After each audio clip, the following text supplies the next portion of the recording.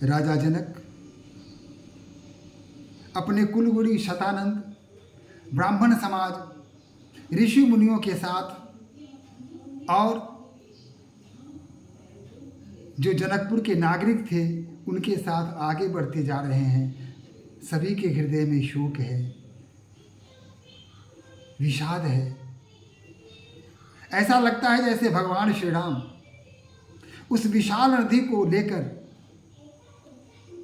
समुद्र की ओर बढ़ रहे हैं। यहाँ समुद्र उस आश्रम को कहा गया है जहाँ शांति ही शांति है, जहाँ शांत रस है, जहाँ सर्वत्र भक्ति के दृष्टिगोचर होते रहते हैं। लगता है भगवान राम इस नदी को समुद्र में प्रवाहित करने का श्रेय ले रहे हैं। लगता है धैर्य, संयम, नियम सभी यहाँ निष्काम हो चुके हैं। किसी का कोई असर नहीं रहा। राजा जनक जैसे विदेह जिन्होंने माया मोह पर अपना आधिपत्य जमा लिया था, माया मोह से अछूते थे, परब्रह्म को प्राप्त कर लिया था, ऐसे व्यक्ति भी इस विषाद से अछूते नहीं रहे। वो भी विषाद के समुद्र में गोते लगाते रहे। सारा समाज विषाद से व्यस्त था, सभी अनुरक्त था। जब चित्रकूट पर पहुंचते हैं तो ऐसा लगा जैसे समुद्र में जब सरिता प्रवाहित होकर उसमें गिरती है, विलय होती हैं, तो वहां जल का एक बहुत बड़ा भंवर पड़ जाता है, उथल पुथल होना प्रारंभ हो जाता है। ऐसा ही हुआ, वहां भी उथल पुथल होना प्रारंभ हो गया। वहां जाने के बाद विषाद जो एक सीमा तक थी, सारी सीमाओं को तोड़कर विषाद आगे बढ़ जाता है। सभी राम सिया के प्रेम में मस्त हो जाते हैं।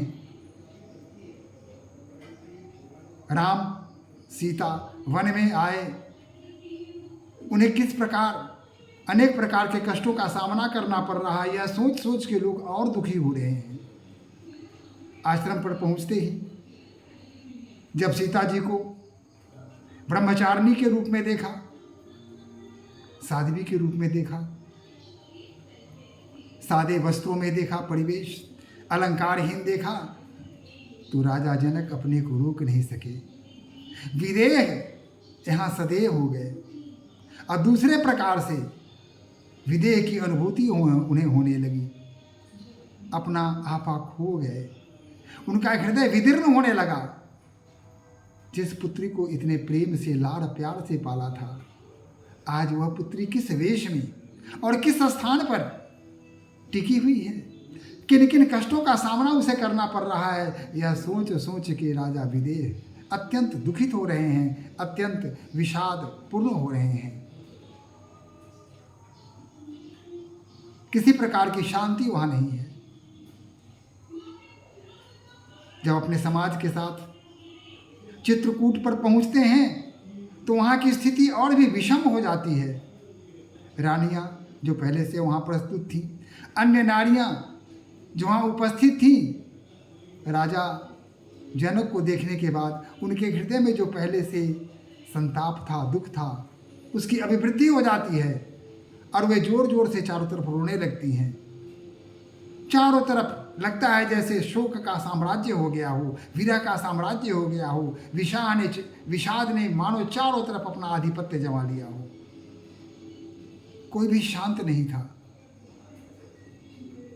अब गाही शोक समुद्र सोचहि, नारी नर व्याकुल महा, द्वै दोष सकल सरोष बोलहि, वाम विधि किन्हो कहाँ, सुर सिद्धि तापस जोगी जन मुनि देखी दशा विदेह की, तुलसी न समरथु कोई जो, तरि सकै सरित स्नेह की। तुलसी न समरथु कोई जो, तरि सकै सरित स्नेह की। सभी नर नारी व्याकुल हो रहे हैं, सोच सोच के व्याकुल हो रहे हैं। विषाद उनके मन में बढ़ता जा रहा है और बार बार विधि को दोष दे रहे हैं कि तुम विधाता, तुमने ऐसा क्या किया।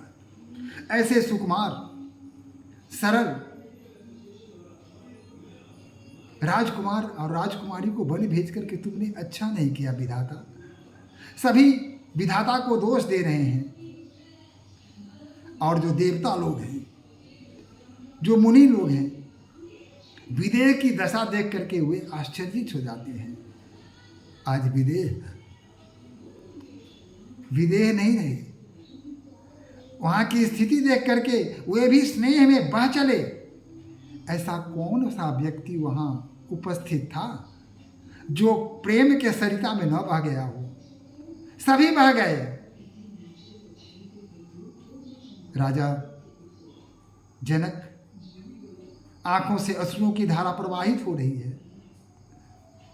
वो रो रहे हैं, बिलख रहे हैं। उनकी प्रकृति के बिल्कुल प्रतिकूल बातें हो रही हैं। राजा विरध विदेह भला रोते। कोई मोह माया उन्हें छू नहीं गई थी और आज वो रो रहे हैं। यह देखकर सभी आश्चर्यचकित हो रहे हैं। और तब किए अमित उपदेश, जह तह लोग मुनिवर, धीरज धैर्य नरेश, कहे उपशिष्ट विदेह सन। जब मुनि वशिष्ठ ने राजा जनक को धार धार रोते देखा, जार जार रोते देखा, तो उनके पास गए और उन्हें सांत्वना देते हुए कहा कि मिथिलेश, हे राजा विदेह, आप धैर्य धारण कीजिए। जासु ज्ञान रवि भव निसिनामा, वचन किरण मुनि कमल विकासा। कहा कि जिसके नाम से रवि, शशि, ये सब मानो दृष्टांत देते हों, जिनके वचन के किरण से मुनि लोगों के हृदय में कमल खिल जाता है विराग का। तेहि की मोह ममता नियराई, यह सिय राम स्नेह दुहाई। और ऐसे विदेह के मन में ममता अगर आ गई हो तो यह सिया राम के प्रति जो विशेष स्नेह है उसका प्रभाव है। विदेह अपनी प्रकृति के प्रतिकूल हो गए। यह सामान्य बात नहीं है, असामान्य बात है। और यह असामान्य बात तभी हुई क्योंकि उनके हृदय में राम और सिया के प्रति जो प्रेम है, उस प्रेम का यह प्रभाव है। मुनि लोग राजा जनक को धैर्य प्रदान करते हुए कहते हैं कि आप धीरज धरिए, आप तो ज्ञानी हैं। आपको देख के ऋषि मुनि प्रेरित होते हैं, देवता भी आपसे प्रेरणा लेते हैं। और आप इतने अधैर्य कैसे हो गए? आपको अधैर्य देना शोभा नहीं देता। आप अधैर्य मत होइए, धीरज धरिए। अगर आप ही अधैर्य हो जाएंगे तो फिर राम, लक्ष्मण, भरत और शत्रुघ्न का क्या होगा? सीता का क्या होगा? उन माताओं का क्या होगा? और पूर्ववासी जो वहाँ राम के स्नेह में बंधे हुए यहाँ वन तक आ गए हैं, उनका क्या होगा। अतः इन सबों पर विचार कीजिए, धीरज से काम लीजिए। आप सोचिए, आपका दायित्व छोटा नहीं बहुत बड़ा है। अपने दायित्व का निर्वहन कीजिए, धैर्य धारण कीजिए, ताकि लोग आपको देख करके शांत हो सकें, आश्वस्त हो सकें। आप ही मूल हैं, और आप ही अगर विचलित हो जाएंगे तो भला अन्य लोगों का क्या होगा।